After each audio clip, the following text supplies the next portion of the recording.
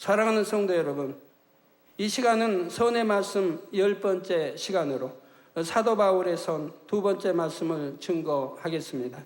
사도 바울에 대한 첫 번째 선의 분야는 한 번 받은 주님의 은혜에 대한 감사가 어떠한 상황에서도 변개치 않았다는 점이지요.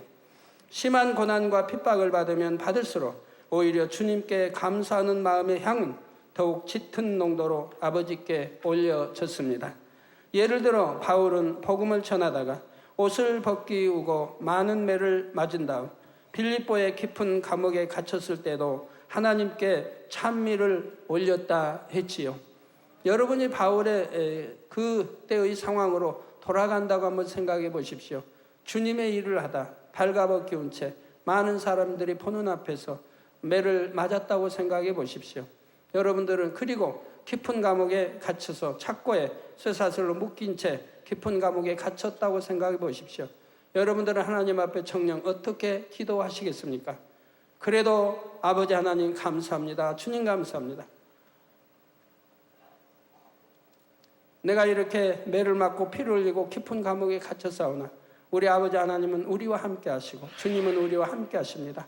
이런 걸 통해서 오히려 영광 받으시고 수많은 영혼이 구원받을 수 있다면 아버지 오히려 매 맞고 감옥에 갇히는 것이 저의 기쁨이요 감사가 될 것입니다. 여러분들은 그러한 기도를 할 수 있으신지요? 아니면 서운해하고 나는 주를 위해 이렇게 했는데 이런 망신과 이런 매를 맞고 감옥에 갇히고 이런 일을 당해야 되나? 라고 서운한 감정이 드시겠습니까?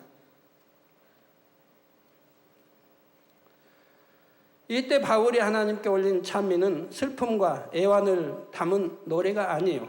기쁨과 감사로 충만한 찬미였습니다. 그처럼 극심한 고난 중에서도 중심에서 우러난 기쁨과 감사의 마음을 담은 바울의 찬미는 아버지 하나님의 마음도 감동시킬 수가 있었지요. 그래서 사도행전 16장 26절에 보면 이에 호련히 큰 지진이 나서 옥토가 움직이고 문이 곧 다 열리며 모든 사람의 매인 것이 다 벗어진지라 했습니다. 그리고 이 일을 지켜본 빌립보 감옥의 간수가 복음을 받아들여 회개하고 구원에 이르렀으며 그의 가족을 중심으로 빌립보 교회가 형성되었지요.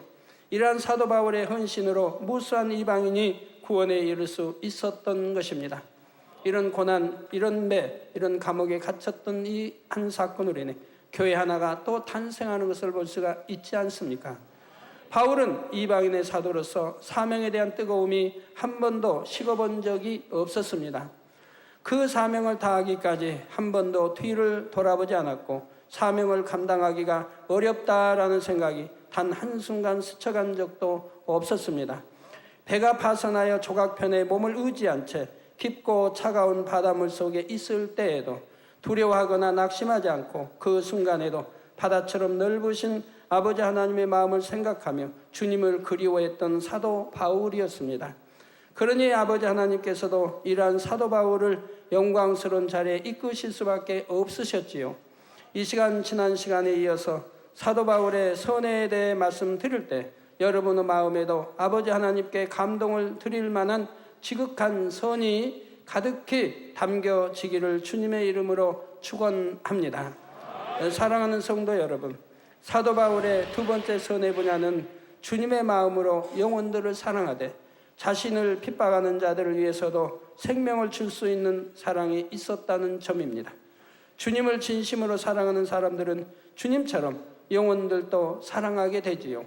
예수님께서 이 땅에 오시고 십자가를 지신 이유가 오직 죄인들을 구원하기 위함이라는 사실을 마음 깊이 깨우치기 때문입니다.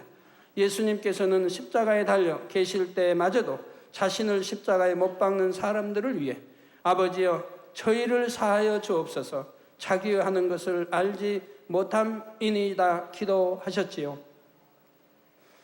또한 내가 목마르다 말씀하심으로 영혼 구원에 대한 간절한 심정을 나타내셨습니다.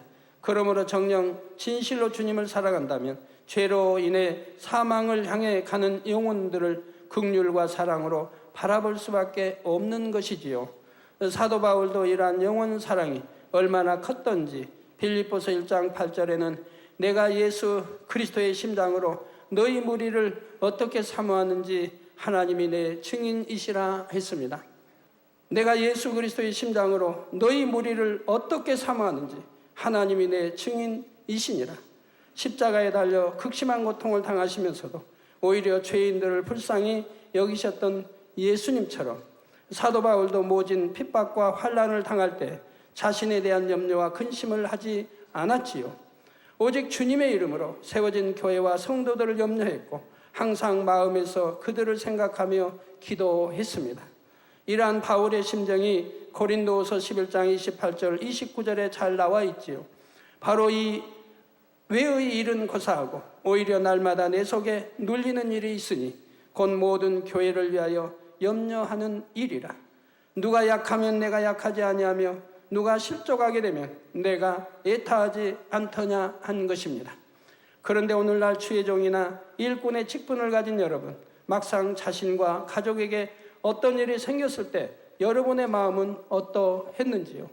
내 마음이 충만치 못하다 하여 영혼 관리를 소홀히 하지는 않았는지 돌아보시기 바랍니다. 또 내 가족 중에 문제가 생기면 양떼에게 동일한 문제가 생겼을 때보다 더 애타는 마음이 되어 영혼 관리는 아예 뒷전이 되지 않았는지요? 혹여 여러분에게 이런 모습이 있었다면 여러분은 아직 주님보다, 그리고 주님께서 핏값으로 사신 영혼들보다 자신과 가족을 더 사랑하고 있다는 사실을 깨달아야 합니다. 자기 유익을 더 구하고 있다는 사실을 깨달아야 합니다. 하나님이 내게 맡겨주신 영혼이 얼마나 귀중하고 귀하고 귀한 것인데 그러지 아니하고 나에 관계된 내 육적인 것을 더 사랑하고 있다는 것을 깨달아야 됩니다. 하나님께서는 저를 주의 종으로 부르실 때 이런 말씀을 주셨습니다. 내가 너를 3년 연단하였으니 3년 말씀 준비하라. 너는 나 사랑하기를 내 부모, 형제, 아내, 자식보다 더 사랑하였느니라. 너는 즉시 가게를 내놓고 나의 길을 가며 아내가 가게를 맡게 하라 하신 것입니다. 하루도 틀리지 아니한 만 3년 연단이었습니다. 그리고 3년 연단이 끝나자 바로 영으로 들어갔고 그때부터 하나님의 놀라운 축복과 밝은 성령의 음성과 인도를 받았던 것입니다. 물론 그때부터 권능도 나타났지만 그때는 누가 기도받으러 오는 사람이 없기 때문에 그런 걸 알지 못했을 뿐인데, 그러나 그때부터 이미 권능은 주어졌던 것이고요. 자, 이렇게 하여 주의 종이 되고 교회를 개척하여 오늘에 이르기까지 저는 오직 아버지 하나님의 영광을 위해 그리고 아버지께서 맡겨주신 영혼들을 위해 살았습니다. 저희 세 딸이 기도 원장이 너무 잘합니다. 오직 하나님의 영광을 위해서만 살았고, 하나님의 영광이 아니라면 내 자식들이라 할지라도 내 육의 아내라 할지라도 전혀 상관하지 않았습니다. 오직 하나님의 영광을 위해서만. 가족들과 지내는 시간보다 하나님 앞에 기도하는 시간이 대부분이었고, 그나마 시간이 나면 성도님들과 함께 했죠.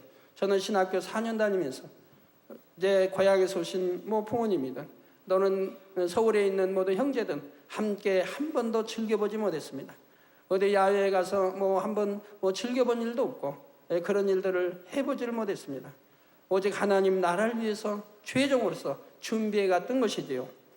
또한 양떼들이 건강하고 복된 삶을 살 수만 있다면 제가 가진 모든 것을 다 내어 주어서라도 그렇게 되길 진심으로 원했습니다.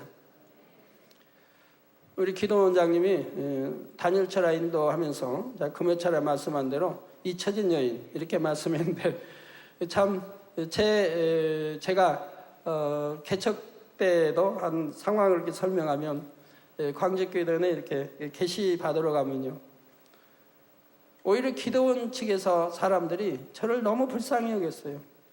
매주 기도하러 오는데, 거기 그 당시는 이제 돈이 없으니까 방이 있는데 하루에 연탄 한 장을 떼야 됩니다. 돈이 많다면 2장 떼겠는데 하루에 한 탄 연탄 사는 것도 아깝다 이 말이에요. 그러면 24시간에 연탄 한 장을 떼고 있으니 불을 꼭 막아둬야 한다 이 말입니다. 그런데 겨울이면은 그 당시는 골펜 쓰지 않냐고 잉크를 썼습니다. 아침에 되면 잉크가 꽁꽁 얼어버립니다. 혹여 물 마시러 밖에 드나들기가 이제 추워서 쉽지 않으니까 물을 한 대 이제 떠다 놓으면 물이 꽁꽁 얼어버립니다. 그런 추운 방에서 이불도 없이 담요 덮고 그렇게 새우잠을 자고 밤을 지새웠습니다. 그런 날이 하루 이틀 한두 달이 아닙니다.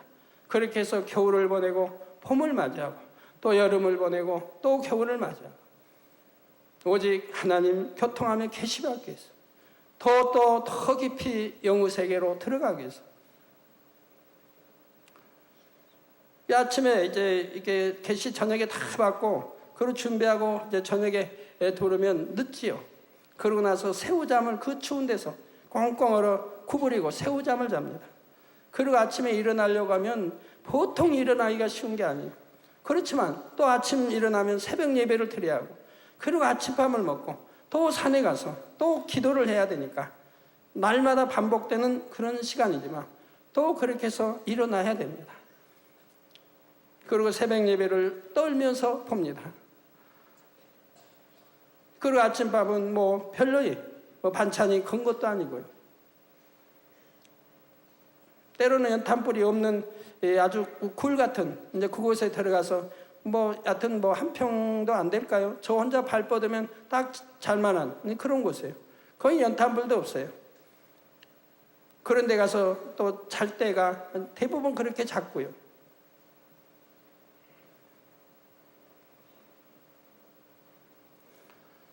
그때는 이제 일요일 예배가 끝나면 봉고로 저를 태워다 기도원에 내려놓으면 봉고는 다시 교회를 위해서 돌아가지요. 제가 내려올 금요일날 되면 다시 봉고 가서 저를 이제 실어 가지요. 예를 들어 조치원에 다닐 때는 거기서는 기차를 타고 영등포에 내리면 봉고차가 영등포에 대기하고 있다가 저를 싣고 교회로 오고 또 기차를 타고 가고 그럼 기차에서 조치원 내려서 또 걸어가기는 좀 머니까 버스를 타고 또 기도하는 곳까지 이렇게 오고 이런 생활을 또 반복을 했었고요. 강원도로 다닐 때는 또 배를 손수 노를 져서 그 한강을 건너야 됩니다. 누가 저어준 사람 없고 물론 돈을 많이 주고 한다면 되겠지만 그 당시는 그리 못해서 이제 배를 이제 우리가 저어서 노를 저어서 강에 건너가야 되고 끝나면 짐을 다시 다 배에 싣고 다시 노를 저어서 와야 됩니다. 여름 같은 때는 강이 넘치고 물이 얼마나 해오리 치며 흘러나가죠. 그럴 때는 배를 밀고 상류로 올라갑니다. 가에서 그 배를 밀고 올라가야 돼요. 그거 쉬운 일이 아니에요. 그 배에다 모든 또 한 주의 짐을 다 실었어요. 싣고 상류로 한 100여 미터, 한 200, 한 300미터, 한 300미터, 300~400미터를 그 배를 밀고 올라가야 돼요. 가에서 끌고 이렇게 해서 올라가야 돼요.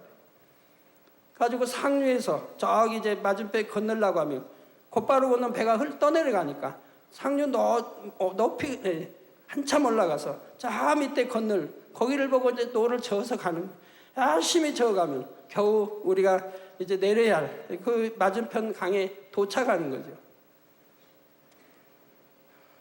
그렇게 이제 여름이 돼서 그렇게 비가 많이 와서 한강 흐를 때는 혼자 그 노를 지어서 건너기가 쉽지 않습니다. 그러면 제가 졌고 또 이기창 집사가 교대로 졌고 저와 교대로 하고 그렇게 해서 노를 저어서 내립니다. 그리고 또 짐을 봉고에 싣고 또 교회로 오다가 여름에 수련회가 있어서 우리 주교사 수련회 거기 왔다면 또 거기 들려서 그들과 예배 드려주고 그리고 교회로 하고 이렇게 하루하루의 삶이 그리했죠. 수년 동안은 잠자리 한번 제대로 발을 뻗고 자질 못했습니다. 그러나 오직 기쁜 것은 계시를 받는다고 하는 것, 성경의 그 어려운 난입 구절을 하나하나 풀어간다고 하는 것, 이 기쁨이 너무 넘쳤기에 그런 모든 어려움이 한 번도 이게 어렵다, 정말 힘들다, 내가 이 길을 가야 되나 하는 생각은 품어본 기억이 없습니다. 오로지 계시 받는다고 하는 것, 성경 말씀을 푼다고 하는 것, 하나님과 교통한다고 하는 것, 이 기쁨과 즐거움 때문에 그런 모든 어려움들을 어렵다 생각하지 않냐고 감사하고 기뻐하며 갔던 것입니다. 그때는 돈이 있습니까?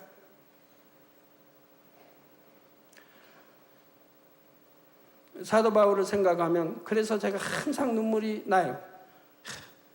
나는 그래도 사도 바울보다는 더 낫지 않은가. 핍박도 덜 받았고 어디 매를 맞은 것도 아니고 감옥에 간 것도 아니고. 사도 바울이 누가 약하면 내가 약하지 아니하며 누가 실족하게 되면 내가 애타하지 않더냐 한 것처럼 저 역시 병들어 아픈 성도가 있으면 그 성도의 아픔이 제 아픔이었습니다. 그래서 더욱 간절한 심정으로 기도해 줄 수 있었고, 그러면 아버지 하나님께서 역사하셔서 어떠한 불치병, 난치병도 치료가 되었지요. 또한 양떼가 범죄하면 제가 대신 회개하고 애통하며 하나님의 긍휼을 구하는 기도를 많이 했습니다. 그럴 때도 저는 저 성도의 잘못을 용서해 주옵소서 한 것이 아닙니다. 아버지, 제가 잘못했습니다. 제가 목자로서 양떼를 잘못 가르쳐서 그렇습니다라고 기도했죠. 근데 아버지 하나님께서 이제 이렇게 기도하지 말라고 지난주에 그런 말씀을 했습니다. 저지난주에 그런 말씀을 주셨습니다. 네가 뭐 잘못했다 용서해 줍시오. 내가 잘못 가르쳤으니 하나님 용서해 줍시오. 그렇게 이제는 기도하지 말라고 이렇게 말씀했습니다. 너는 잘못한 것이 없고 진리 말씀대로 어찌하면 천국과 좋은 세상 인도해서 가르치고 눈물로 애타게 호소하며 가르쳤지만 그들이 순종하지 않은 것이지 네가 잘못한 한 가지도 없으니 잘못했다라는 기도를 하지 말라고 이렇게 말씀을 했습니다. 그러면 아버지 하나님께서는 저의 간구를 들으시고 용서받기 힘든 경우에도 회개의 기회를 다시 허락해 주셨습니다. 하나님 앞에 심히도 범죄함으로 하나님의 긍휼을 입기 힘든 성도들을 위해 제가 대신 간구할 때 제 마음과 몸은 사람으로서는 견디기 힘든 고통을 감수해야 합니다. 마음은 촛밀처럼 녹아지며 진액을 다해 기도하며 심히도 기가 빠져서 혼자 서 있기도 힘이 들며 때론 견디기 힘든 경련과 싸워야 했습니다. 그러나 이때도 제 몸으로 와지는 고통보다도 성도들로 인한 마음의 고통이 더 힘든 것입니다. 사도 바울도 성도들이 하나님의 뜻을 거스려 행할 때 얼마나 애통했던지요. 그래서 빌립보서 3장 18절에는 내가 여러 번 너희에게 말하거니와 이제도 눈물을 흘리며 말하느니 여러 사람들이 그리스도 십자가에 원수로 행하느니라 고백하기도 했습니다. 그러기에 사도 바울은 각처의 교회를 다니면서 어찌하든지 성도들이 복음의 진리 안에 살도록 밤낮 눈물로 각 사람을 훈계하기를 쉬지 않았지요. 이 모든 것이 주님의 핏값으로 사신 영혼들을 너무도 사랑하기 때문이었던 것입니다. 그런데 사도 바울의 영혼 사랑은 복음을 받아들인 성도들에게만 국한되지 않았습니다. 복음을 받아들인 성도들은 그래도 구원의 테두리 안에 있지만 복음을 배척하고 오히려 핍박하는 무리들은 구원을 받을 수도 없지요.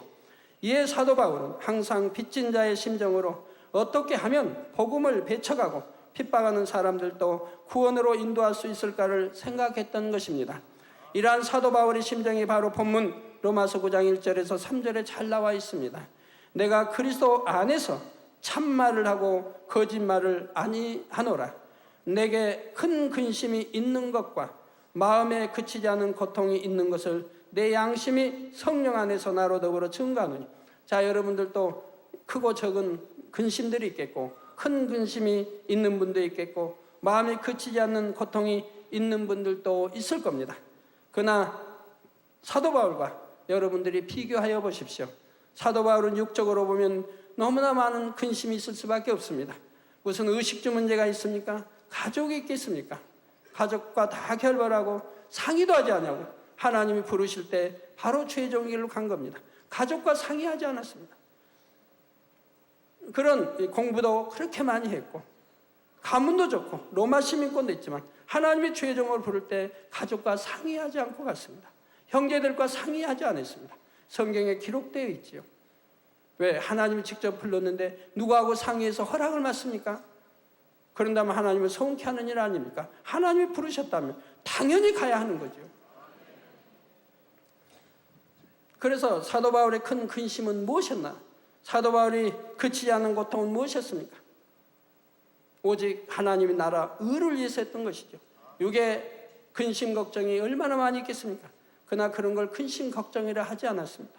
오로지 하나님 나라 의를 위해서 근심하고 교회를 위해서 영혼을 위해서 근심하고 고통을 받았던 것입니다.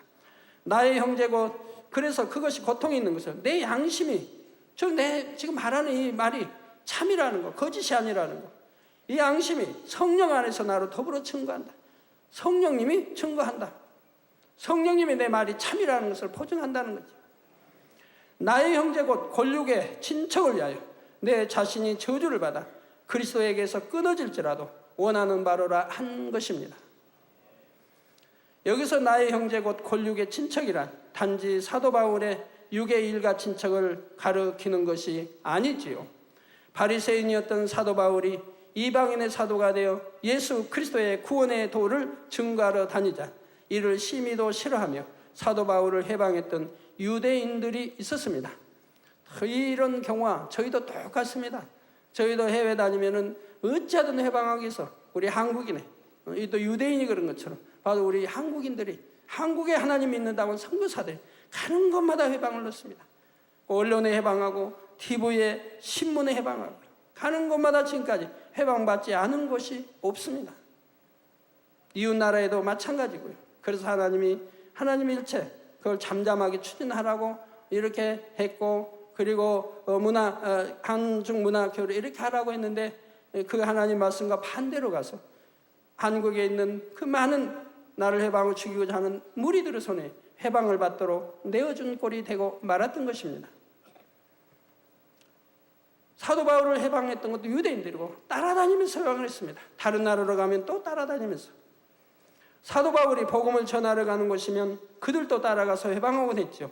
심지어 사도행전 23장 12절 13절에 보면 바울을 죽이기 전에는 먹지도 않고 마시지도 않기로 동맹한 사람들이 40명이 되었다고 합니다.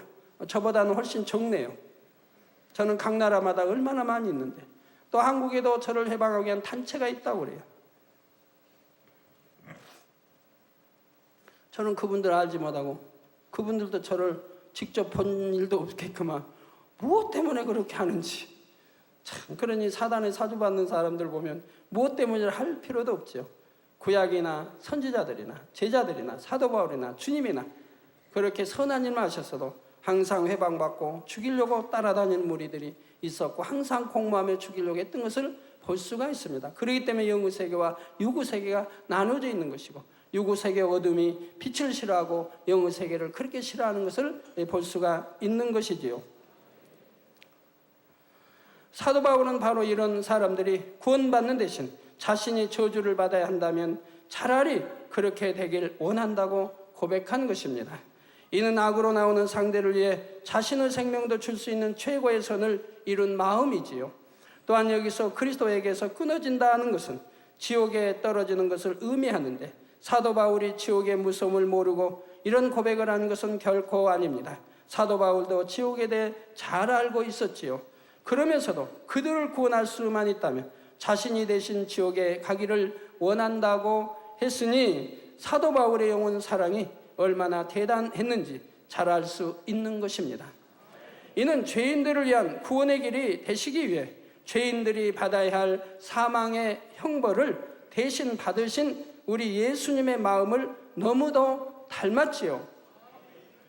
그러니 아버지 하나님께서도 사도 바울을 사랑하실 수밖에 없으셨으며 천국의 존귀한 자가 되게 하셨던 것이고, 그만큼 최고의 권능을, 이렇게 최고의 선한 마음, 최고의 선을, 최고의 하나님 사랑, 주님 사랑, 영혼 사랑, 교회 사랑, 이런 최고의 마음을 지녔기 때문에 신약시대의 최고의 권능을 받을 수가 있었던 것이지요.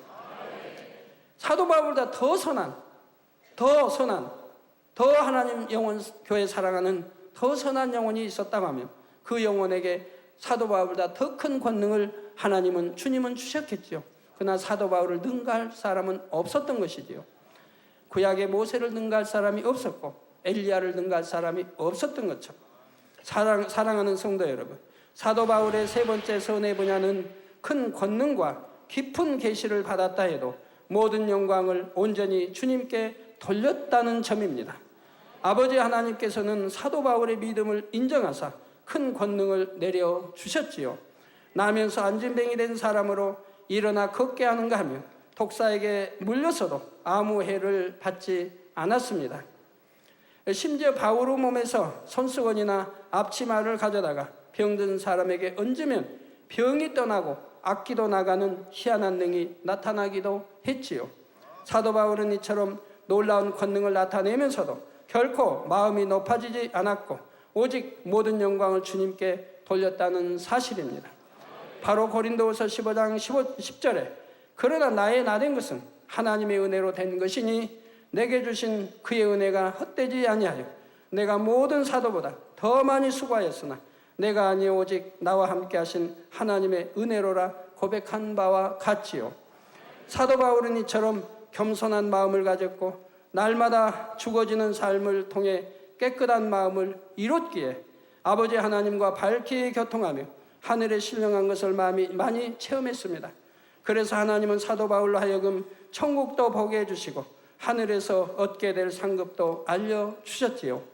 이에 사도 바울은 영의 것에 대한 사모함이 그 마음에 사무치도록 더해졌고요. 영의 것에 대한 사모함이 더해짐에 따라 주님께서는 깊은 계시를 통해 사도 바울에게 더 많은 것을 알려주셨습니다.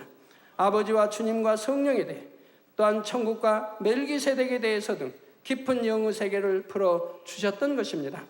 사도 바울이 이러한 영의 말씀들을 통해 아버지의 마음을 더 깊이 알면 알수록 아버지에 대한 사랑, 주님에 대한 사랑도 날로 더욱 승하게 되었습니다. 사도 바울은 이 깊은 영의 말씀들을 마음에 잘 간직하였으며 받을 만한 사람에게는 들려주므로 주님을 더 사랑할 수 있도록 이끌었지요. 그러나 모든 분야에 절제할 능이 있었으므로 받지 못하고 이해 못할 사람들에게는 들려주지 않았습니다.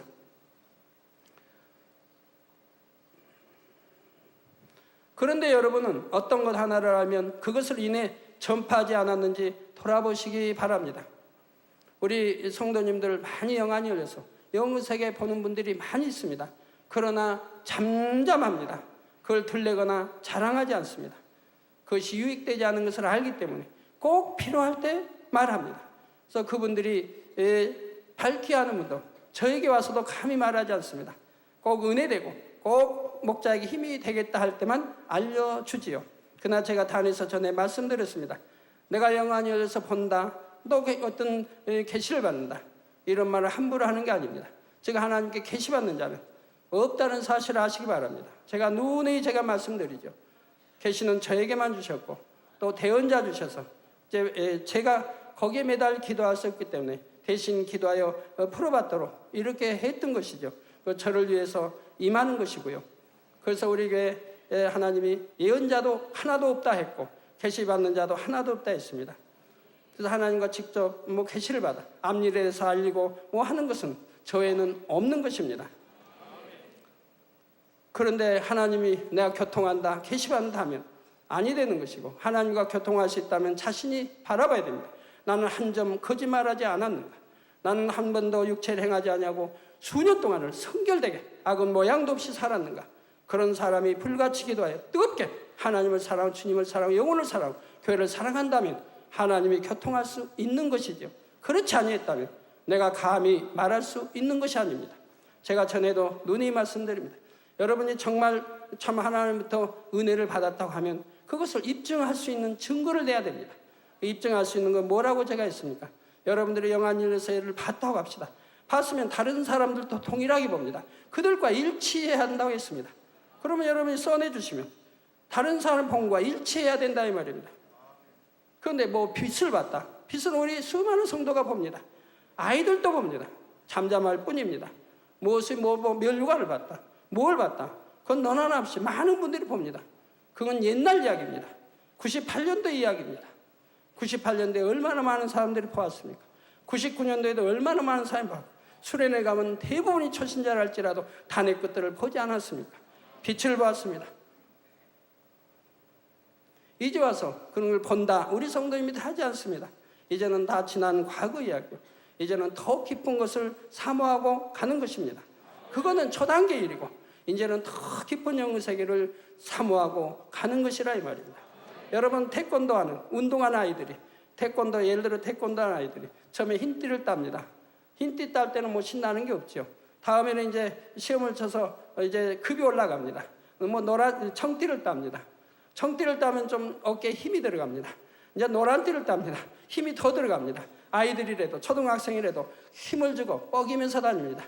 체육관 갈 때도 그 띠를 탁 차고 갑니다. 아니면 옷 입을 도복에다가 그걸 띠를 딱 감아가지고 남이 보기에 자랑하고 이렇게 다닙니다.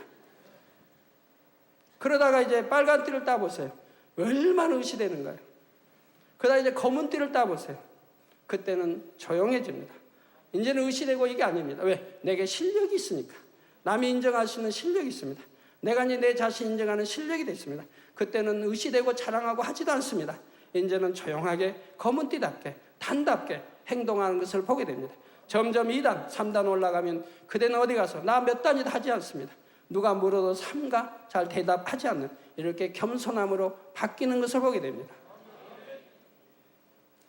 그래서 여러분이 본다 하면 그 보는 것이 내가 진정 참인가를 점검해 볼 수는 있다 이 말입니다. 그런다 뭐 다른 보는 사람과 일치한다 이 말입니다.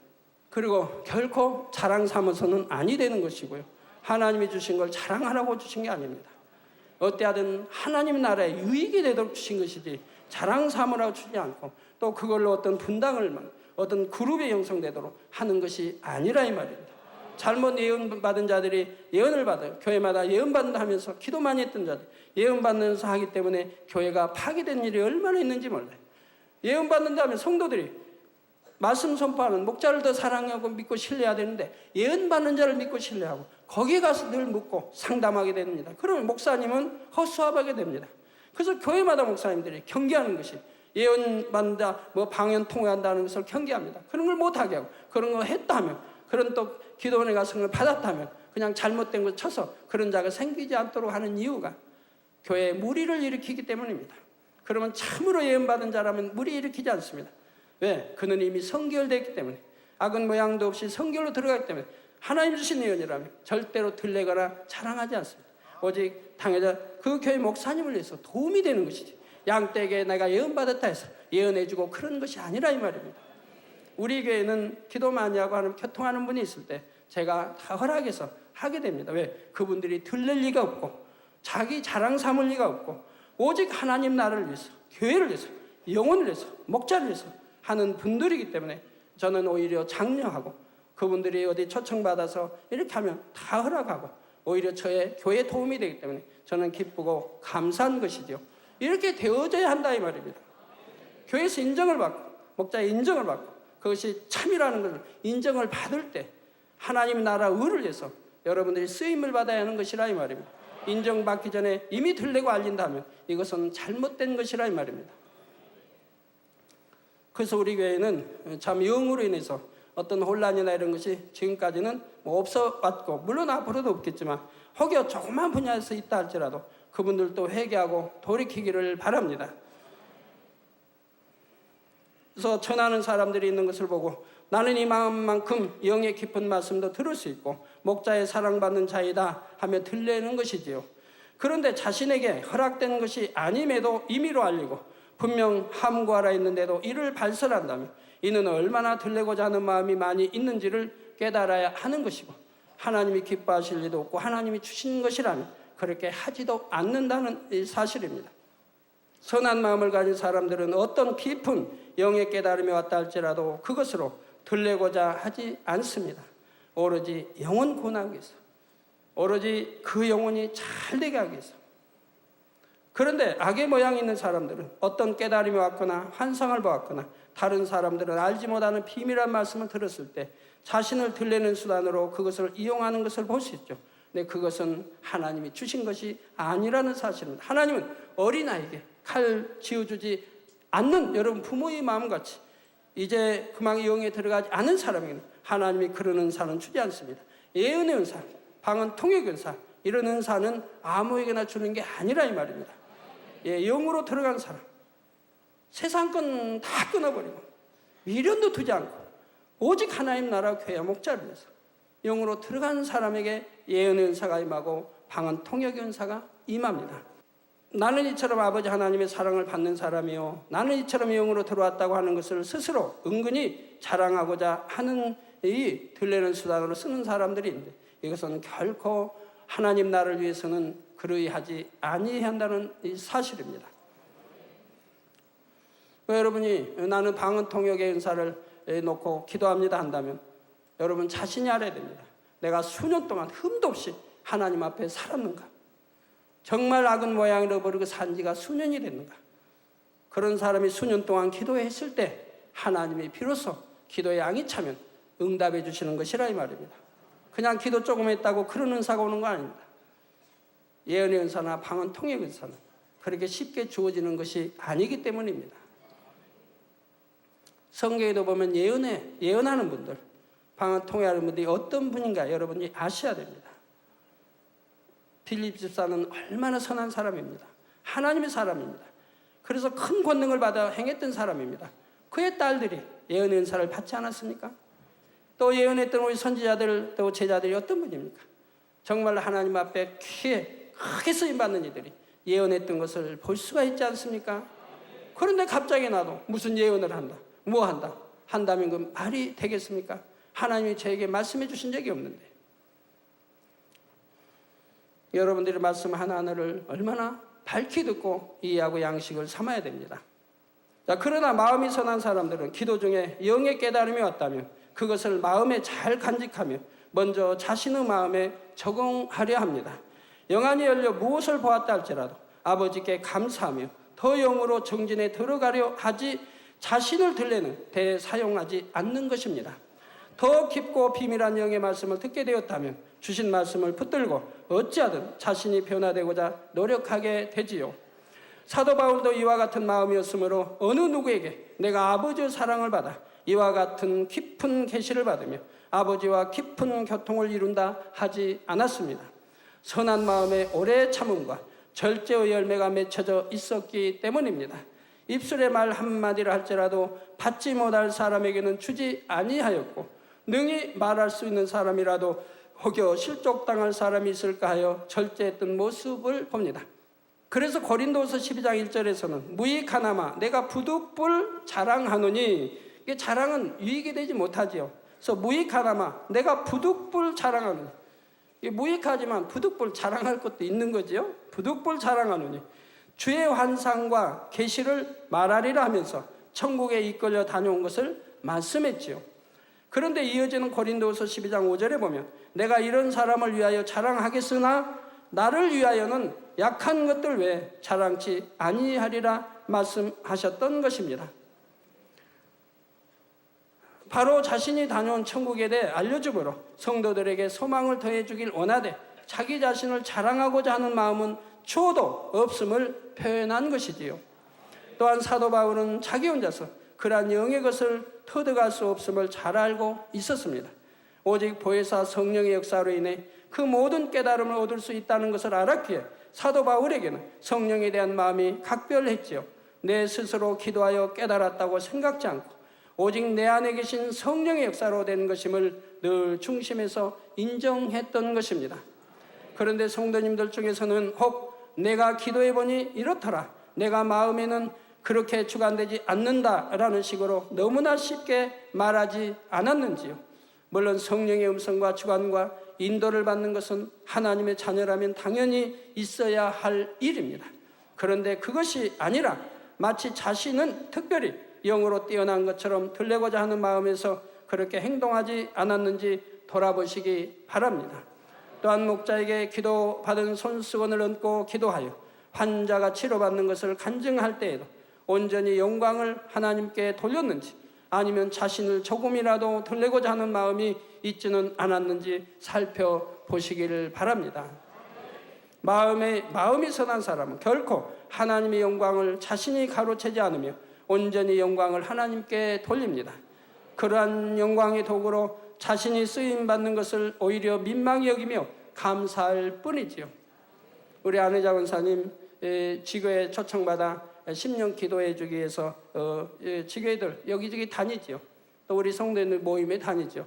한 번도 저에게 허락받지 않고 간 적이 없습니다. 반드시 저에게 허락을 받고 또 결제해서 갑니다. 우리 교회 모든 행사가 다 결제해서 이루어지는 거예요. 여러분 몇 명이 모여서 야외를 가도 반드시 결제해서 가는 겁니다. 결제 없이 가진 않는다 이 말입니다. 여러분 무한 단물터를 6월부터 7월 수많은 성교의 교구 같지만 결제 없이 간 것이 있습니까? 모두 결제해서 간다 이 말입니다.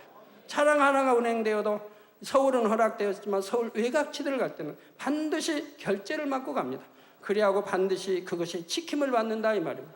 결제 없이 갔을 때 어떤 사고가 돌발한다 이 말입니다. 전에 우리 성교원이든가요, 아동주일학교든가 아주 오래전 얘기입니다. 90년대에 저에게 결제받지 않고 허락받지 않고 저기 여기입니까? 에버랜드 거긴가 한번 간 적이 있습니다.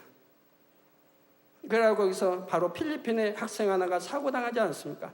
그 마을에 타는 게 떨어져 가지고 다리가 부러진 일이 있지 않습니까? 그래서 알아보니 결제 없이 갔더라 이 말입니다. 그러나 모두 결제 가는 것은 하나님이 결제한 것과 같기 때문에 지켜주시고 보장해 주신다 이 말입니다. 그래서 교회 크고 작은 행사든 무엇을 하든 여러분 명절을 이제 공휴일을 맞아서 어디에 이제 토요일 아니면 공휴일을 맞아서 그때 여러분이 성교회든 각 여러분별로 어디 전도를 하게 됩니다. 그러면 전도 가는 것도 전부 결제해서 갑니다. 결제 받지 않고 가는 성교회든 어디 없다 이 말입니다. 이것이 교회 질서라 이 말입니다. 크고 적은 모든 일, 성도 몇 명만 모여서 이렇게 움직여도 반드시 결제해서 가는 것이라 이 말입니다. 또한 자신의 능으로 되는 것이 아님을 중심에서 깨닫고 인정하게 전적으로 하나님만을 의지할 수 있고 더욱 담대해질 수도 있습니다. 그러므로 선한 사람이 육으로는 연약해 보일 수도 있어도 영으로는 오히려 강하고 담대하고 능력 있게 된다는 사실입니다. 사도 바울도 자신의 의를 철저히 깨뜨린 후에는 아무리 크고 놀라운 역사를 베풀어도 늘 중심에서 이것은 내가 한 것이 아닙니다. 나는 아무것도 할 수 없으되 아버지의 능력으로 할 수 있었나이다라고 고백했지요. 우리 아프리카 정명 목사님 늘 제가 말씀드리는 이유가 그것입니다. 그분은 항상 그렇게 수만 명 모여놓고 수만을 치료하고 수많은 지교회를 세워도 한 번도 내가 했다 하지 않습니다. 오로지 하나님, 주님, 목자에게 영광을 돌리는 것입니다. 그리고 항상 감사의 편지 한 주도 빼지 않고 보냅니다. 제가 저번에 미국에서 온 이거 편지를 읽어드렸죠. 미국에서 이제 그 만민신문 돌리고 한 거 금요철 땡에 읽어드렸죠. 거기 미국에도 한 주도 빼지 않고 저에게 정성스럽게 얼마나 종이도 깨끗하고 좋은 데다 늘 써오릅니다. 이렇게 참 이렇게 하는 사람들이 있는가 하면 어디는 해외 선교사로 가서도 한 달에 한 번도 연락도 주지 않고 보고도 하지 않고 그런 선교사도 있고 종도 있다 이 말입니다. 그리고 반년 후에 언제라도 만나면 죄송합니다. 게을러서 죄송합니다. 용서. 다음에는 안 그러겠습니다. 그리고 또 가서 또 그런다 이 말이에요. 거짓말하고 있는 거죠. 다음에 안 그랬다면 안 그래야 되는데 거짓말이라 이 말이에요. 그거 돌아가서 또 여전히 또 그런다 이 말이에요. 그러나 어느 종들은 수년이 지나도 병기함이 없이 매주 바쁜 중에 정말 시간 없는 중에도 꼭 목자의 글을 올려서 성교 보고를 하니 얼마나 하나님이 기뻐하지 않으시겠습니까? 얼마나 기뻐하시겠습니까? 그래서 이렇게 놀라운 역사를 사도 바울로 베풀어도 내가 한 것이 아니요 아무것도 할 수 없으되 아버지의 능력으로 할 수 있었나이다라고 고백하지요. 어떤 권능을 행했다 하더라도 그 권능이 자기 것이 아니었고 아버지의 권능을 대신하였을 뿐이라 했습니다. 그러니 크고 놀라운 권능을 행할수록 자신은 더 낮아만 지고 아버지의 영광은 더 커져만 가지요. 아버지 하나님께서는 바로 이러한 선한 중심을 가진 사람을 찾으시고 은사도 권능도 주셔서 쓰신다는 사실입니다. 우리 모든 성도님들과 일꾼들과 주의 종들 가운데 많은 분들이 이처럼 선한 중심을 가지고 아버지 하나님께 능력을 받아 귀히 쓰임받게 되시기를 바랍니다. 결론을 말씀드립니다. 사랑하는 성도 여러분, 고린도후서 4장 7절에 보면 사도 바울은 우리가 이 보배를 질그릇에 가졌으니 이는 능력의 심이 큰 것이 하나님께 있고 우리에게 있지 아니함을 알게 하려 함이라 했습니다. 자신은 깨어지기 쉬운 질그릇과 같은 존재이나 보배 곧 예수 그리스도로 말미암아 하나님의 심이 큰 능력이 임한 것임을 고백했지요. 아버지 하나님께서 전에 제게 사도 바울에 대해 비유로 말씀하시기를 흙 속에 묻힌 크고 깊은 그릇이었다 말씀했습니다. 흙 속에 묻힌 크고 깊은 그릇이었다. 하나님은 흙 속에 묻힌 이 그릇을 아시기 때문에 그를 발굴하여 깨끗이 닦아서 크게 사용하시는 겁니다. 깨끗한 그릇 만들어서 흙 속에 묻힌 크고 깊은 그릇이었기 때문에 하나님은 아시고 그를 불러서 한 번 만나는 체험을 줬는데 그는 일변에 죽기까지, 젊은 청년 때부터 죽기까지 오직 주님만 위해, 복음만 위해 그 많은 핍박을 받으면서도 감사하고 기뻐하며 달려가지 않았습니까? 그러니 하나님이 흙 속에 묻힌 크고 깊은 그릇이라고 말씀한 것이지요. 아무리 좋은 그릇이라도 흙 속에 묻혀 있으면 아무런 가치가 없으나 흙 속에서 꺼내어 흙을 털어내고 깨끗이 한 다음 마른 걸레로 닦아서 윤기를 내면 유용한 그릇이 되지요. 사도 바울이 바로 이 같은 경우로서 아버지 하나님께서는 바울의 중심을 보시고 택하셔서 단련하신 다음 참된 사도가 되게 하셨습니다. 그리고 사도 바울이 이처럼 하나님께 택함 받을 수 있었던 이유를 선의 관점에서 2시간에 걸쳐 3가지로 말씀드렸지요. 첫 번째는 한 번 받은 바 주님의 은혜에 대한 감사가 어떤 상황에서도 변개하지 않았던 점이었고, 여러분들 지금까지 신앙생활 10년, 15년 하시면서 20년 하시면서 한 번도 변개하지 않았다 하신 분들은 정말 이런 그릇입니다. 하나님이 크게 쓰실 그릇인 거예요. 한 번도 변개함이 없었다. 나는 지금까지 진리를 듣고 알면서 이제 진리대로 행하기 위해서 온갖 죄를 버리고 악을 버리고 세상을 끊어가고, 그래서 오직 성결로 영으로 달려왔습니다. 그런 분이라면은 정말 하나님이 크게 보시는 큰 그릇이지요. 어찌 하나님이 크게 사용하지 않으시겠습니까? 그런 그릇이 몇 명이나 있는지, 이미 그런 그릇은 다 드러나 있겠지만 몇 명이나 있는지, 여러분 신앙생활 10년, 15년 잘 열심히 해온다고 해왔다가 이제 막판에 와서, 얼마나 남았다 막판에 와서 어떤 범죄하고 간음하고 음욕을 품는다면 지금까지 쌓아온 상급이 얼마나 물거품이 됩니까? 하나님이 얼마나 실망하시겠습니까? 그런 일은 추호도 없어야 할 것입니다. 그 얼마나 심히 자기가 자신을 바라봐도 심히 애통할 일이고 어리석은 행동입니까? 내가 하나님 사랑한다고 교회 그만큼 머리대고 충성한다고 해왔던 그것이 이제 와서 나를 더럽혔으니 얼마나 하나님 앞에 정말 죄송하고 민망하고 감히 얼굴을 들어 기도할 수 없는 거 아니겠습니까? 결코 그러한 어리석은 일이 한 건도 발생하지 않기를 바랍니다. 두 번째는 주님의 마음으로 영혼들을 사랑하되 자신을 핍박하는 자들을 위해서도 생명을 줄 수 있는 사랑이 있었던 점이었지요. 마지막 세 번째는 큰 권능과 깊은 계시를 받았다 해도 모든 영광을 온전히 주님께 돌렸던 점이 아버지 하나님께서 보시기에 선이라 했습니다. 고린도전서 11장 1절에서 사도 바울은 내가 그리스도를 본받는 자 된 것 같이 너희는 나를 본받는 자 되라고 고백했습니다. 이 말씀처럼 오늘날 여러분 가운데서도 사도 바울의 선을 온전히 본받아 참으로 권능 있는 주의 종과 일꾼들이 많이 나올 수 있기를 바랍니다. 그래서 마지막 성령의 사역을 온전히 이루어 아버지 하나님께 크게 영광 돌릴 수 있기를 우리 주 예수 그리스도의 이름으로 축원합니다.